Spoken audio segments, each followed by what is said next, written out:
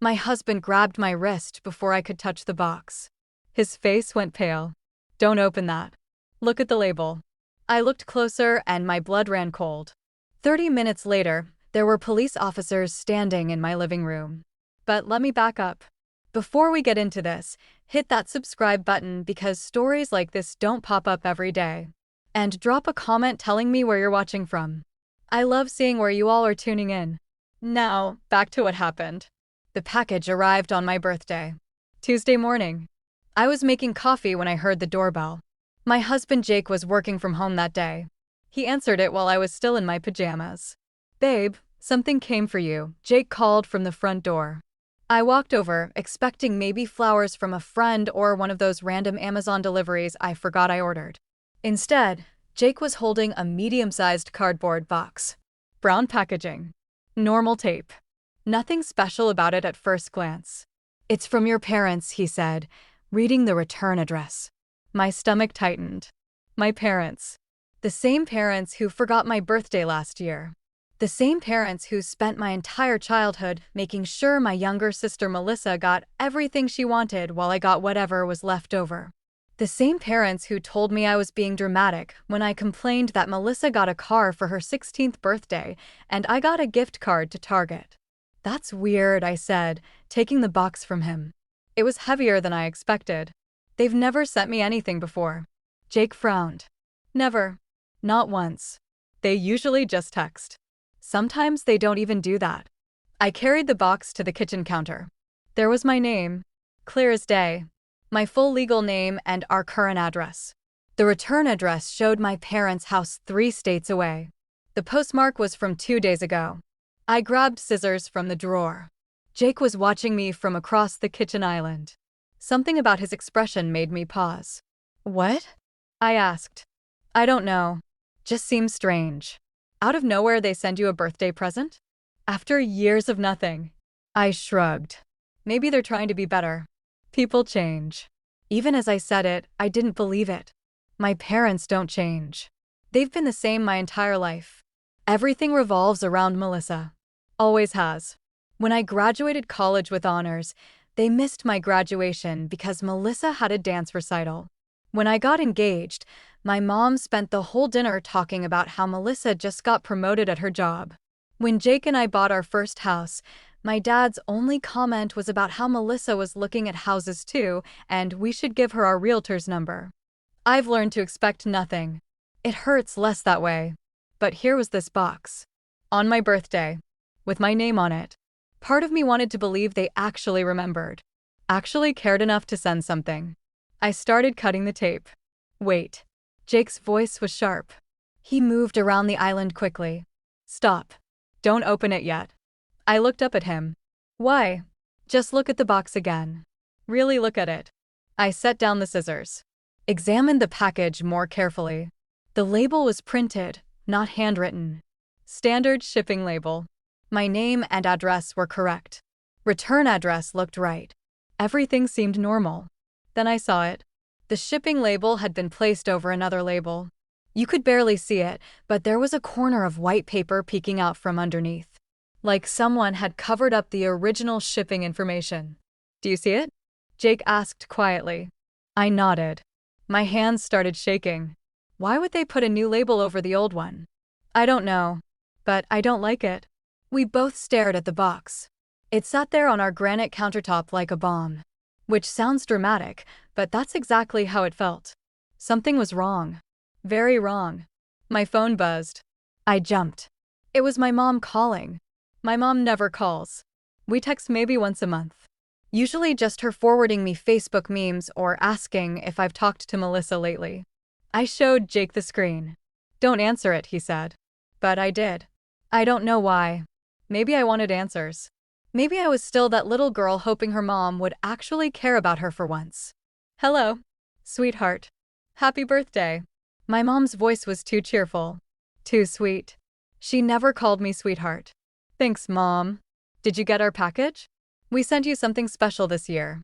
We know we haven't always been the best about celebrating your birthday, but we really wanted to make it up to you." Every word sounded rehearsed. Like she was reading from a script. "Yeah, it just arrived." I haven't opened it yet. Oh. Well, open it. We're so excited for you to see what we sent. There was an edge to her voice. Urgency. Go ahead, open it right now while I'm on the phone. Jake was shaking his head at me. No. Don't do it. Actually, Mom, I'm about to head out. I'll open it later and send you a picture. Silence on the other end. Then, no, you should open it now. It's perishable. Perishable?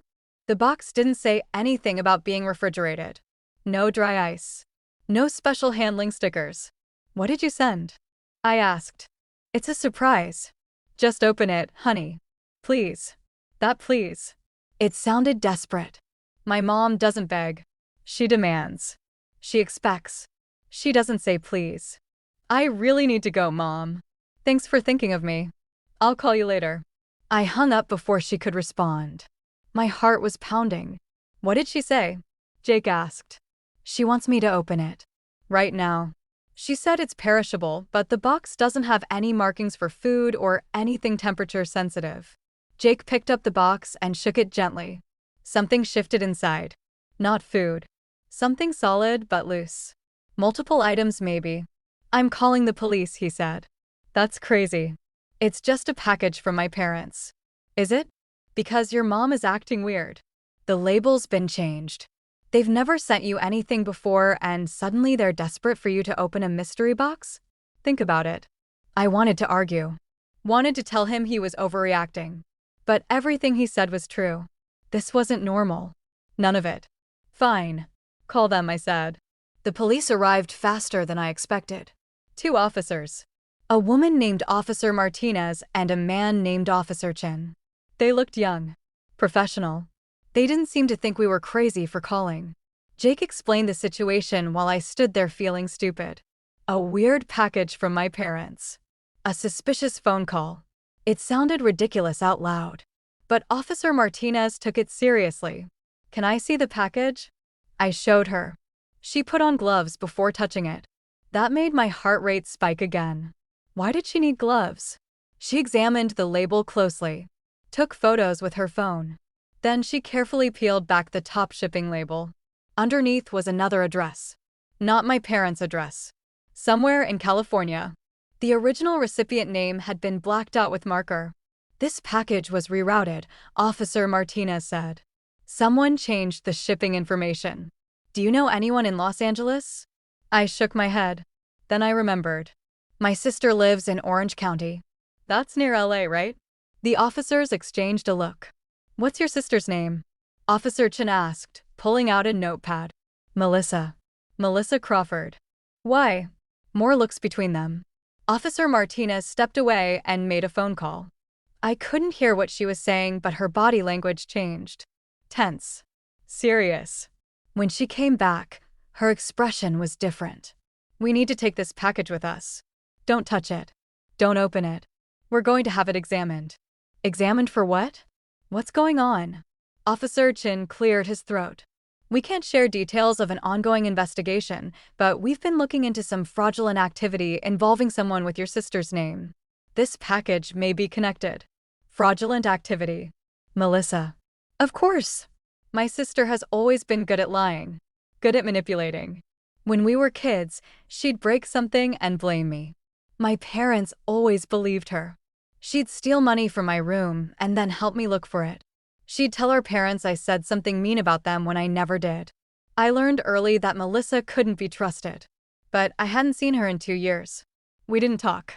She'd burned too many bridges with me. Last I heard from my parents, she was working some sales job. Making good money. Dating a guy with a boat. Living her best life while I was the family disappointment for choosing a regular job and a regular life. Can you tell me anything? I asked Officer Martinez. She hesitated. Has your sister ever asked to use your name or personal information? Social security number? Date of birth? Address? My mind raced back. Years ago, when I first moved out, Melissa asked if she could use my address for some mail. She said her apartment complex was having issues with lost packages. I said yes because I was stupid and still wanted her to like me. She had mail delivered to my old apartment for months. I never thought much of it. Yeah, a long time ago. Like 6 years ago. Officer Martinez wrote something down. We'll need you to come to the station tomorrow to give a formal statement. In the meantime, if your parents or sister contact you, don't tell them the police were here. Don't tell them anything. Just act normal. They took the package, gave us a case number, left us standing in our kitchen with a million questions and zero answers. Jake hugged me. You okay? I wasn't. My brain was spinning. What had Melissa done? Why would she use my name? What was in that box? My phone rang again. Mom. I let it go to voicemail. She called 3 more times. Then my dad called. Then Melissa. I listened to Melissa's voicemail. Hey, it's me. Mom said you got a package today. That's great, right? Listen, can you do me a favor and not open it? Just hold on to it for a few days. I'll explain later. It's complicated. Just trust me, okay? Don't open it. Call me back. Don't open it. Everyone kept telling me not to open it, but for different reasons. I showed Jake the voicemail. His jaw clenched. She knows what's in it. Obviously. What do you want to do? I sat down at the kitchen table. My birthday. This was supposed to be a good day. A normal day. Instead, I was in the middle of whatever mess Melissa had created. I want to know the truth, I said. The next day I went to the police station. Officer Martinez met me in a small room with bad fluorescent lighting and uncomfortable chairs. She had a folder. Thick. Full of papers. Thank you for coming in. I want to be transparent with you about what's happening. We've been investigating a fraud ring. Your sister is a person of interest. We believe she's been using stolen credit cards to purchase expensive items and then reselling them. My stomach dropped. Stolen credit cards? Yes. We've tracked several purchases made using credit cards that were reported stolen or fraudulently opened. The items were shipped to various addresses, including yours. But I haven't received any packages before this. You haven't lived at your current address very long, correct? About 8 months. I nodded. Before that, you lived at an apartment complex on Riverside Drive? Yeah, for 4 years. Officer Martinez opened the folder, showed me shipping records, dozens of packages, all sent to my old address, all with my name, electronics, designer handbags, jewelry, expensive perfumes, thousands and thousands of dollars worth of merchandise. We believe your sister was intercepting these packages. She likely set up mail forwarding or simply took them from your mailbox before you got home from work. I felt sick. All those years. She was using me. Using my name. My address. My identity. The package your parents sent yesterday contained laptops. 3 MacBook Pros.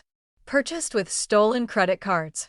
We think your sister panicked when the shipping went wrong and the package was flagged. She convinced your parents to help her reroute it. My parents knew? Officer Martinez's expression softened. We believe so. Based on the phone calls and the fact that they deliberately relabeled the package with your current address, yes. They knew. I drove to my parents' house the next day. I didn't call first. I just showed up. My mom answered the door. Her face went pale when she saw me. We need to talk, I said, pushing past her into the house. My dad was in the living room. Melissa was there too. Perfect. Everyone in one place. You used me, I said to Melissa. For years. You used my name, my address, my identity to commit fraud. Melissa stood up. I don't know what you're talking about. The police have records.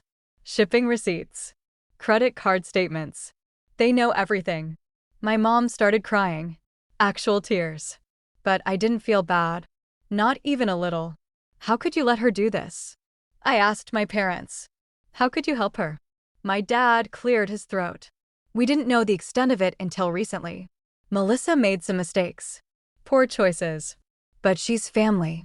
We protect family. I'm family too. Did you protect me? Did you think about what this could do to my life? My credit? My reputation? What if I got arrested because of her? That wouldn't happen, my mom said weakly. We wouldn't let it get that far. You already let it get that far. You sent illegal merchandise to my house. You could have gotten me charged as an accomplice. Melissa finally spoke up. I needed help. I got in over my head with some people. Bad people. If I didn't deliver what I promised, they were going to hurt me. I didn't have a choice. You had a choice. You chose to drag me into your mess instead of facing the consequences of your actions. You don't understand. These people don't play around. I could have been killed. So you decided to risk my life instead? My future? My marriage? Jake and I could have gone to prison because of you. My mom grabbed my arm. Don't be dramatic. Nobody's going to prison. We fixed it. The package is gone. Everything's fine. I yanked my arm away. Everything's not fine. The police have the package. They're building a case. Against Melissa. And probably against you too for helping her. Silence. Heavy and suffocating. My dad stood up. You called the police? On your own family? I didn't know it was fraud when I called them. But yeah, I'm glad I did. You all deserve whatever's coming. After everything we've done for you, my mom said. Her tears were gone now. Just anger. We raised you. Fed you. Clothed you. Gave you a home. And this is how you repay us. I laughed. Actually laughed. You gave Melissa a home. You gave Melissa everything. I was just the backup kid. The one who didn't matter. The one you could use whenever it was convenient. That's not true, my dad said. But his voice had no conviction. It is true. You've made it clear my entire life that Melissa is your favorite. Your priority. I accepted that a long time ago. But I won't let you destroy my life to save hers. Not anymore. Melissa stepped forward. Please. Don't cooperate with the police. Tell them it was a mistake. Tell them you don't know anything. I'll figure something out. I'll fix this. Like you fixed everything else? No. I'm done cleaning up your messes. I'm done being the convenient scapegoat. If you do this, you'll tear this family apart, my mom said. You already did that. Years ago. You just didn't notice because you were too busy spoiling Melissa and ignoring me. I headed for the door. My dad blocked my path. Move, I said. We're your parents. You owe us respect. Respect is earned. You've earned nothing from me. He moved. I walked out, got in my car, drove away. My mom called 17 times that day. Melissa called 12. My dad sent a long text about family loyalty and forgiveness and how I was making the biggest mistake of my life. I blocked all of them. The investigation took 3 months. Officer Martinez kept me updated. Melissa was arrested, charged with identity theft, credit card fraud, and trafficking stolen goods. My parents were charged as accessories for knowingly helping her reroute illegal merchandise. They tried to plea bargain, tried to cooperate, tried to reduce their sentences by claiming they were victims of Melissa's manipulation. But the evidence was overwhelming. Melissa got 4 years. My parents got 18 months each. My extended family took sides. Aunts and uncles called me selfish. Cousins stopped inviting me to things. My grandmother sent me a letter saying I broke my mother's heart and I should be ashamed. Only my Uncle Tom supported me. He'd always been the black sheep of the family. He understood what it was like to be the one nobody protected. You did the right thing, he told me over coffee one afternoon.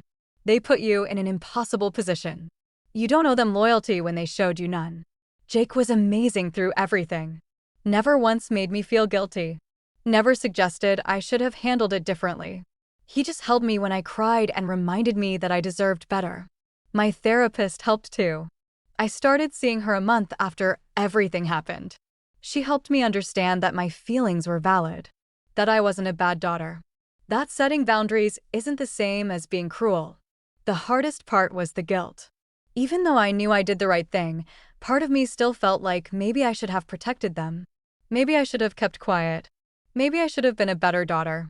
But then I'd remember the package, the lies, the years of being used and dismissed and treated like I didn't matter.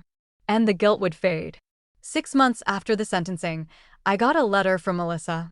It came to our house. Jake offered to throw it away without me reading it, but I needed to know what she had to say. The letter was 3 pages long. She apologized. Said she understood why I did what I did. Said she hoped someday we could rebuild our relationship. Said she was getting help in prison. Therapy. Classes. She was going to be better. I didn't write back. My mom sent letters too. Hers were different. She blamed me. Said I ruined the family. Said I should have protected my sister because that's what families do. Said I was heartless and cold and she didn't raise me to be so selfish. I burned those letters. My dad didn't write. Didn't call. Nothing. Which hurt more than my mom's angry letters, honestly. At least her letters proved she still thought about me. My dad just erased me completely. Jake asked if I regretted my decision. I thought about it. Really thought about it. No, I said. I don't regret it. I regret that it had to happen. I regret that they put me in that position. But I don't regret protecting myself. Life got quieter after that. Calmer. I didn't realize how much energy I'd been spending on my family until they were gone. No more guilt trips. No more comparing myself to Melissa. No more hoping my parents would finally see me as worthy of their love. It hurt, but it also felt like freedom. Jake and I started planning for our future. Talked about kids. About moving to a different state. About building our own family. One based on respect and equality and actually caring about each other. My next birthday, Jake threw me a surprise party. Small. Just close friends and Uncle Tom. No one asked about my parents. No one mentioned Melissa.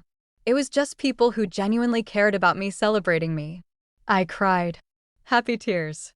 The kind of tears that come from feeling seen and valued and loved. Uncle Tom gave a toast to second chances and chosen family and having the courage to walk away from people who don't deserve you. Everyone drank to that. Later that night, after everyone left, Jake and I sat on the couch. I was tired but content. Do you think they'll ever understand why I did it? I asked. Probably not, Jake said. People like that rarely do. Does that make me a bad person? No. It makes you a person with boundaries. With self-respect. That's not bad. That's healthy.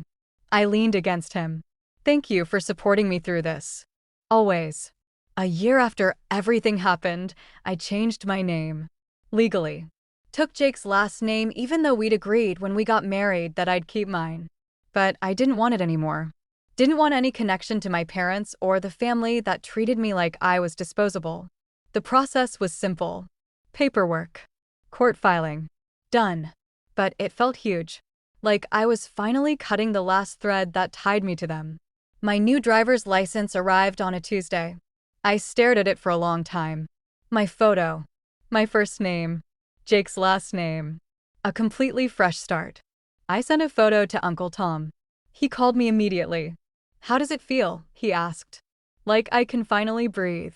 Good. You deserve that. We talked for an hour. He told me about his life. His partner. His garden. Normal stuff. Family stuff. But the kind of family that actually feels like family. Before we hung up, he said, I'm proud of you, kid. It takes guts to walk away from toxic people, even when they're blood. Those words meant more to me than any birthday card my parents never sent. Work got better too. I'd been holding back professionally because part of me always worried what my parents would think. Would they be jealous if I succeeded? Would they compare me to Melissa? Would they find a way to make my accomplishments about her? Without that weight, I applied for a promotion. Got it. Started leading a team. Found out I was actually good at managing people when I wasn't constantly second-guessing myself. Jake got promoted too. We celebrated by booking a trip to Ireland. Something we'd talked about for years but never pulled the trigger on. We spent 2 weeks exploring. Drinking in pubs. Hiking coastal trails. Being tourists. No one called to guilt trip me about being gone. No one texted asking why I didn't invite them. Just peace. Just freedom. On our last night in Dublin, Jake and I sat in a small restaurant. Good food. Good wine. Good company. Can I ask you something? He said. Always. Do you ever miss them? Your parents? Melissa? I thought about it. Honest answer. I miss the idea of them. I miss having parents who cared. I miss having a sister who is actually my friend. But the real them? No. I don't miss the criticism. The favoritism. The manipulation. I don't miss feeling like I was never enough. That's fair. What about you? Do you think I should have handled it differently? Jake reached across the table. Took my hand. I think you handled it exactly right. You protected yourself. You refused to be their victim. That takes strength. Some people think it makes me heartless. Some people haven't lived your life. They don't get an opinion. I squeezed his hand. I love you. I love you too. We flew home the next day. Back to our normal life. Our quiet life. Our life that didn't include people who only valued me when they needed something. 3 months later, Melissa was released early. Good behavior. She called me from a number I didn't recognize. I answered without thinking. It's me, she said. I'm out. I want to talk. To apologize properly. Can we meet? Every instinct told me to say no. To hang up. To block the number. But a small part of me wondered. Wondered if she'd actually changed. Wondered if there was a chance for something real. I don't think that's a good idea, I said. Please. I've had a lot of time to think. To realize how badly I messed up. I want to make it right. You can't make it right. What you did wasn't just a mistake. It was years of using me. Years of letting mom and dad use me. You don't fix that with an apology. I know. But I want to try. I want to be better. To be the sister you deserved. Part of me wanted to believe her. The part that still remembered being kids. Playing together. Laughing together. Before everything got complicated. But I knew better. People don't change that easily. Especially not people like Melissa. I hope you do better, I said. I hope you figure out your life. But I can't be part of it. I've built something good here. Something healthy. I can't risk that. So that's it? We're just done? Forever? Yeah, I think so. I hung up. Blocked the number. Told Jake about it. How do you feel? He asked. Sad. But sure. Does that make sense? Perfect sense. That was 8 months ago. I haven't heard from any of them since. My life is quieter now. Simpler. Some might say lonely. But I don't feel lonely. I feel free.